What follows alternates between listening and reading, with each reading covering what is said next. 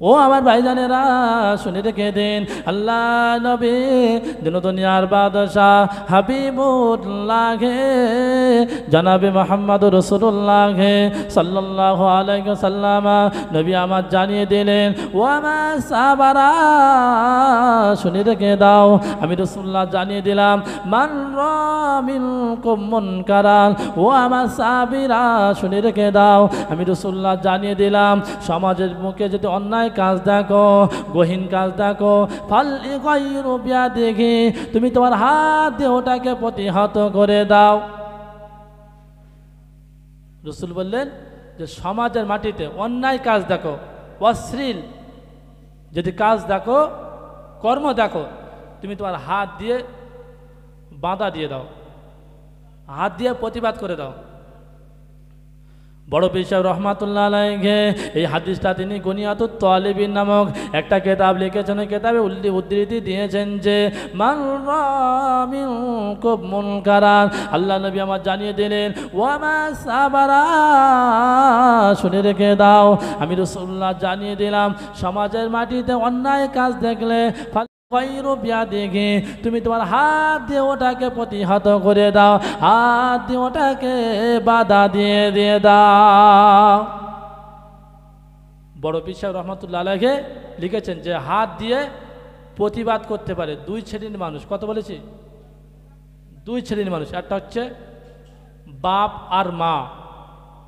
যদি ছেলে অন্যায় করে, সাপোজ টিট ফর এক্সাম্পল, যে একটা ছেলে অন্যায় করে, দাঁড়িয়ে পেশাব ফেরে কিংবা বিড়ি খায়, আমি যদি একটা চড় মারি, তাহলে কাঁদতে কাঁদতে বাড়ি যাবে, বাড়ি গিয়ে তার মায়ের কি বাপের ডেকে আনবে যে হুজুর আমাকে মেরেছে। তার মা এসে বলবে যে হুজুর আমার ছেলে মারলেন কেন?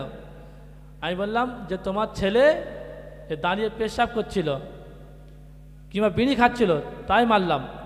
তার মা কি বলবে যে হুজুর বড্ড জোর বলতে পারতেন, আপনি মারলেন কেন আমার ছেলের? বলবে না? বলবে না। ওই কারণে বড় পীর সাহেব রহমাতুল্লাহ আলাইহি লিখেছেন যে হাত দিয়ে প্রতিবাদ করতে পারে দুই শ্রেণী। একটা হচ্ছে বাপ আর মা। ওই ছেলে অন্যায় করলে বাপ মা তাকে চড় মেরে তার পথে ঘোরাতে পারে, আল্লাহর পথে, আদাস কেউ পারে না। বড় পীর সাহেব রহমাতুল্লাহ আলাইহি 2 নম্বর লিখেছেন যে হাত দিয়ে প্রতিবাদ করতে পারে আর একটা শ্রেণীর মানুষ, এটা হলো দেশের বাদশাহ। দেশের বাদশাহ হাত দিয়ে প্রতিবাদ করতে পারে। দেশে কোনো জায়গায় মারপিট হচ্ছে, কোনো জায়গায় ঝামেলা হচ্ছে, কোনো জায়গায় অশ্লীল কাজ হচ্ছে, দেশের বাদশাহ পুলিশ দিয়ে, প্রশাসন দিয়ে তাদের অন্যায়কে রুখে দিতে পারে। তাদের অন্যায়কে দেশের বাদশাহ পুলিশ দিয়ে, প্রশাসন দিয়ে যেখানে ঝামেলা আছে সে অন্যায় রুখতে পারে না? পারে না? পারে। তাহলে হাত দিয়ে প্রতিবাদ করতে পারে দুই শ্রেণীর মানুষ। মাথা ঢুকেছে? এই হাত দিয়ে প্রতিবাদ কারা করেছিল একটু শোনেন ভাই। বাবরের পীর হলো শাহ আবু কালান্দার রহমাতুল্লাহ আলাইহি। আর বাবরের চিফ জাস্টিস মানে বিচারক ছিলেন সানাউল্লাহ পানিপতি রহমাতুল্লাহ আলাইহি। ভাই আমরা জানি রাসূলুল্লাহ সাল্লাল্লাহু আলাইহি সাল্লাম হাদিসের ভিতরে জানান, ও আমার সাহাবারা তোমরা তোমাদের দাড়িকে লম্বা করো আর তোমাদের গোঁপটাকে খাঁটো করো, ছোট করো, ছিটে ফেলো। ভাই আজকে দেখেছি চাষা মানে দাড়ি চেয়েছে একদম মুড়ো করে রেখে দিস, আর গোঁপ এত বড় বড় মনে যেন গোঁপ ধরে আসমানে ওঠা যাবে। মাথা ঢুকছে? রসুল বললেন তোমরা দাড়ি বড় করো আর গোঁপগুলোকে খাটো করো, ছোট করো। আর চাষা গোঁপ বড় রাখতেছে আর দাড়ি চেঁচে পুরো মুড়ো। আজকে এদিকে আমি যাচ্ছি না তো যাই হোক, বাবরের পীর শাহ আবু কালান্দার রহমাতুল্লাহ আলাইহি তানার গোঁপটা মানে খুব বড় হয়ে গেছে। কারণ সানাউল্লাহ পানিপতি রহমাতুল্লাহ দেখতে পেয়েছেন যে বাবরের পীরের গোঁপটা পুরো শরিয়াতের বাইরে, শরিয়াতে যতটুকু গোঁপ রাখা জায়েজ এছাড়া অনেকটা বাইরে চলে গেছে। তা কি করবে? বলছে সানাউল্লাহ পানিপতি রহমাতুল্লাহ আলাইহি বলছেন, হে বাবর তোমার পীরের গিয়ে বলবে যে তোমার গোঁপটা শরিয়াতের বাইরে চলে গেছে। তা বাবরকে বলছে, হে আমার পীর, হে আমার ওস্তাদ, সানাউল্লাহ পানিপতি রহমতুল্লাহ আলাইহি বলেছেন যে আপনার গোঁপটা শরীয়তের বাইরে চলে গেছে, একটু ছিটে নিতে বলেছেন। তা বাবরের পীর বলেছে যে আমার গোঁপ ঠিক আছে, যদি ক্ষমতা থাকে তা গিয়ে বলো ছিটে দিতে। এখন বাবর এসে বললেন যে হে সানাউল্লাহ পানিপতি, আমার পীর বলেছে যে গোঁপ ঠিক আছে, শরীয়তের বাইরে যায়নি, যদি ক্ষমতা থাকে তাহলে ছিটে দিতে বলেছে তোমাকে। ও আমার ভাইজানেরা, শুনে রেখে দিন, আল্লাহর ওলি সানাউল্লাহ পানিপতি রহমাতুল্লাহ আলাইহি ওই সময়তে বলেছিলেন, হে বাবর, তোমার পীরের বলবে অমুক দিনে রাজদরবারে হাজির হতে, আমি আমার শরীয়তের কাছে দিয়ে তোমার পীরের গোঁপটা ছিটে দেব। এখন এই খবরটা পুরো রাজদরবারের বাইরে ছড়িয়ে গেছে যে অমুক দিনে আমার চিফ জাস্টিস সানাউল্লাহ পানিপতি রহমতুল্লাহ আলাইহি বাবরের পীরের গোঁপ ছেটবে। হাজার হাজার মানুষ জড়ো হয়ে গেছে রাজদরবারে। ও সোনার মানিকেরা, শুনে রেখে দিন, সানাউল্লাহ পানিপতি রহমতুল্লাহ আলাইহি ওই সময় তো হাজির হয়ে যাওয়ার পর রাজদরবারে হাজির হয়ে যাওয়ার পরে বাবরের পীর বসে রয়েছেন শাহ আবু কালান্দার রহমতুল্লাহ আলাইহি। সানাউল্লাহ পানিপতি রহমতুল্লাহ আলাইহিকে লক্ষ্য করে বললেন, হে সানাউল্লাহ, তুমি কি আমার গোঁপ ছিটতে এসেছো? বলে, হ্যাঁ জি ছিটতে এসেছি। ওই সময় তো শাহ আবু কালান্দার রহমতুল্লাহ আলাইহি বলছেন, হে সানাউল্লাহ, সামনের দিক সরে এসো, সামনের দিক সরে এসো। সানাউল্লাহ পানিপতি রহমতুল্লাহ আলাইহি সামনে সরে গেলেন। সামনাসামনি বসার পরে আর বলছেন, হে সানাউল্লাহ, তুমি চোখটা বন্ধ করো। চোখটা বন্ধ করেছে। বলে, আসমানের দিক তাকিয়ে থাকো, অনেকক্ষণ পার হয়ে যায়। পার হয়ে যাওয়ার পরে বলছেন, চোখ খোলো, বলো কি দেখতে পেয়েছো বলো। ও আমার ভাইজানেরা, শুনে রেখে দিন, আল্লাহর ওলি সানাউল্লাহ পানিপতি রহমতুল্লাহ আলাইহি বলেছিলেন, হে শাহ আবু কালান্দার, আমি মিথ্যা কথা বলবো না, মিথ্যার আশ্রয় নেব না। আমি দেখতে পেলাম যে আরশে আজিমের নিচেই তোমার গোঁপটা ঝুলছে। তখন শাহ আবু কালান্দার রহমতুল্লাহ আলাইহি বললেন, আমি বলেছেন যে আমার গোঁপের অনেক মূল্য আছে, যাও তোমার কাঁচি নিয়ে বাড়ি চলে যাও। তখন সানাউল্লাহ পানিপতি রহমতুল্লাহ আলাইহি বলছেন যে হুজুর, আপনি একটু আর একবার আপনি একটু তাকান দিন আসমানের দিকে। তাহলে যে উল্টে কোশ্চেন করছে, তাই হোক দেখি। বলে শাহ আবু কালান্দার রহমতুল্লাহ আলাইহি চোখটা বন্ধ করে আসমানের দিকে অনেকক্ষণ তাকিয়ে রয়েছেন। অনেকক্ষণ পার হয়ে যায়। ওই সময় সানাউল্লাহ পানিপতি রহমতুল্লাহ আলাইহি বলেছিলেন, হে শাহ আবু কালান্দার, এবার তোমার চোখটা মিলে তাকাও। ওই সময় তো আবু কালান্দার রহমতুল্লাহ আলাইহি চোখটা মিলে তাকালেন, দেখতে পেলেন। বলে, কি দেখতে পেয়েছো বলো। ওই সময় শাহ আবু কালান্দার রহমতুল্লাহ আলাইহি বলেছিলেন, হে সানাউল্লাহ, আমি দেখতে পেলাম যে আরশে আজিমের নিচে আমার গোঁপটা ঝুলছে, আর গোঁপের পাশে দেখতে পাচ্ছি যে তোমার শরিয়াতের কাঁচিটাও লাগানো আছে। একটু মহব্বত করে বলুন সুবহানাল্লাহ। আমি দেখছি যে আরশে আজিমের নিচে গোঁপ ঝুলছে, আর গোঁপের পাশে তোমার শরিয়াতের এই কাঁচিটা লাগানো আছে। তা হুজুর, তাহলে আর দেরি করে লাভ নেই, কেটে দেই। তা এখন শাহ আবু কালান্দার রহমতুল্লাহ আলাইহি বলছেন, হে সানাউল্লাহ, আমার গোঁপ কেটো না, এখনও বলছি আমার গোঁপের অনেক মূল্য রয়েছে। তা শাহ আবু সানাউল্লাহ পানিপতি রহমতুল্লাহ আলাইহি ইনি ছিলেন চিফ জাস্টিস, মানে বিচারক, মানে মহান বিচারক, মানে হেড। তিনি কী করলেন, জোর করে ডান সাইডে গোঁপটা ছিটে দিয়েছেন। এমন সময়তে খবর আসলেন, এ সানাউল্লাহ, তোমার বড় ছেলে মারা গিয়েছে। যেই গোঁপ ছিটেছে সঙ্গে সঙ্গে খবর আসলো, হে সানাউল্লাহ, তার বড় ছেলে মারা গিয়েছে। ওই সময় তো শাহ আবু কালান্দার রহমতুল্লাহ বলছেন, হে বাবর, আমি বলেছি না, হে সানাউল্লাহ, আমি বলেছি না যে আমার গোঁপের অনেক মূল্য আছে, আর এ সাইডে গোঁপটা কেটো না। ও আমার ভাইজানেরা, শুনে রেখে দিন, ওই সময় সানাউল্লাহ পানিপতি রহমাতুল্লাহ আলাইহি তিনি ছিলেন চিফ জাস্টিস, ছিলেন মহান বিচারক ছিলেন।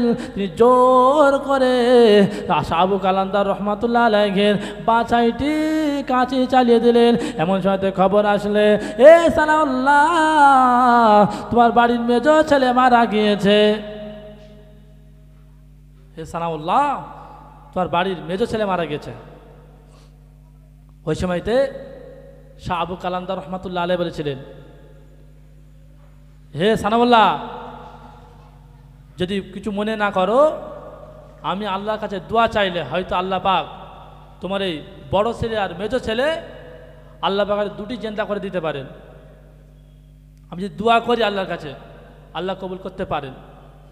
ওই সময়তে সানাউল্লাহ পানিপতি রহমাতুল্লাহ আলাইহি বলেছিলেন, হে শাহ আবু কালান্দার রহমাতুল্লাহ আলাইহি, শুনে রেখে দাও, কাল কিয়ামতের মহাময়দানে যখন আল্লাহ পাক আমাকে জিজ্ঞাসা করবেন, হে সানাউল্লাহ তুমি কি এনেছো আমার জন্য, ওই সময়তে আমি সানাউল্লাহ পানিপতি রহমাতুল্লাহ আলাইহি উঠে বলবো, আল্লাহ তোমার নবী বলেছে, মান রা মিনকুম মুনকারান, তোমরা যদি সমাজের মাটিতে অন্যায় কাজ দেখো, গহীন কাজ দেখো, ফালিগাইয়িরু বিয়াদিহি, তুমি তোমার হাত দিয়ে প্রতিহত করে দাও, হাত দিয়ে বাধা দিয়ে দাও। আমি সানাউল্লাহ পানিপতি রহমাতুল্লাহ আলাইহি বলবো, আল্লাহ আমার জীবনে নামাজ রয়েছে, রোজা রয়েছে, হজ রয়েছে, জাকাত রয়েছে, আল্লাহ এগুলো কবুল হয়েছে কি আমার সন্দেহ রয়েছে, তবে তোমার নবীর হাদিস অনুযায়ী আমি হাত দিয়ে প্রতিবাদ করেছি, হাত দিয়ে বাধা দিয়েছি, আল্লাহ এটাই আমার শ্রেষ্ঠ আমল। হয়তো এই আমলের ওসিলায় আমি হয়তো আল্লাহ আমাকে জান্নাত দিতে পারে। জোরে বলবেন না সুবহানাল্লাহ? তাহলে ভাবতে পারছেন?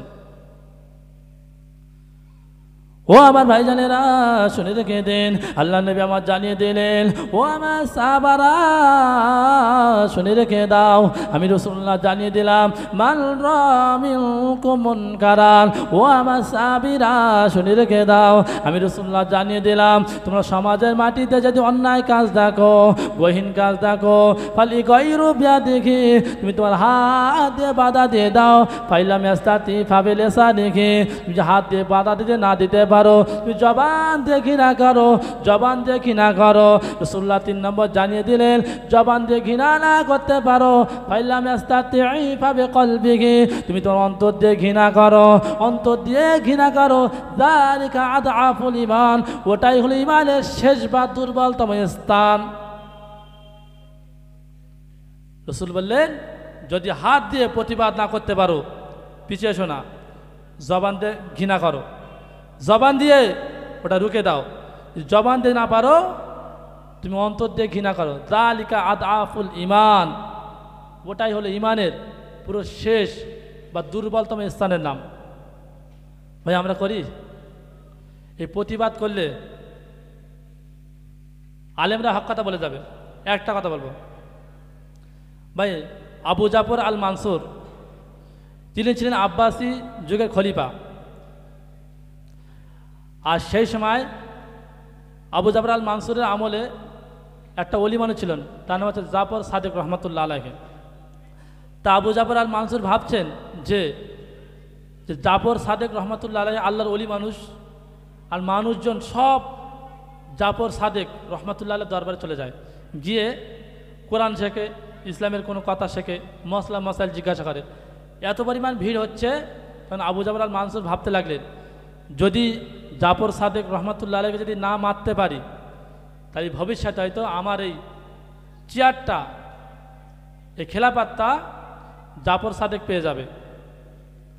তাই কি করলেন, যে ওনাকে মারতে হবে। যে আবু জাফর আল মানসুরের দরবারে যে ছিল, তাকে বললেন যে আমি আবু জাফর সাদেককে দাওয়াত করব, আর যেই আসবে আর আমি মাথা টুপিটা ফেলবো, আর তুমি তাকে সঙ্গে সঙ্গে হত্যা করে দেবে। ও আমার ভাইজানেরা শুনে রেখে দিন, আবু জাফর আল মানসুর ওই সময় তো জাফর সাদেক রহমাতুল্লাহ আলাইহিকে দাওয়াত করলেন, হে জাফর সাদেক, আমার রাজ দরবারে তোমার অমুক দিন দাওয়াত থাকলো। জাফর সাদেক রহমাতুল্লাহ আলাইহি নির্দিষ্ট সময়ে রাজ দরবারে হাজির হয়ে যায়। জাফর সাদেক রহমাতুল্লাহ আলাইহি নির্দিষ্ট সময়ে ওই রাজ দরবারে হাজির হয়ে গেছে, আর বললেন যে যেই জাফর সাদেক যেই ঢুকবে আমি মাথার টুপিটা ফেলবো, সঙ্গে সঙ্গে তুমি তাকে হত্যা করে দেবে। তখন জাফর সাদেক যেই ঢুকেছে, এখন আবু জাফর আল মানসুর সঙ্গে সঙ্গে উঠে দাঁড়িয়ে পড়েছে, সঙ্গে সঙ্গে উঠে দাঁড়িয়ে পড়েছে। বলেছিল কি যে যেই ঢুকবে সেই মেরে ফেলবে, আর যেই জাফর সাদেক রহমাতুল্লাহ আলাইহি ঢুকেছেন, সঙ্গে সঙ্গে আবু জাফর আল মানসুর দাঁড়িয়ে পড়েছেন। এখন লোকজন সব অবাক যে বাদশা বললো কি আর হলো কি। তারপরে জাফর সাদেক হাজির হওয়ার পরে বলছেন যে চেয়ারে বসেছিলেন সেই চেয়ারটা জাফর সাদেককে দিচ্ছেন, বলে হুজুর আপনি যদি বসেন আর বলেন আমার কি চাইবার আছে, আপনার যা চাইবেন তাই দিয়ে দেবো। ওই সময় জাফর সাদেক রহমতুল্লাহ আলাইহি বললেন যে আমার কিছু চাবার নেই, খবরদার কোনো দিন আমার রাজদরবার ডাকবেন না। এই রাজদরবার আসার কারণে আমি আল্লাহর জিকির করছিলাম, সেই জিকিরটা বন্ধ হয়ে গেছে, আর কোনো দিন ডাকবে না।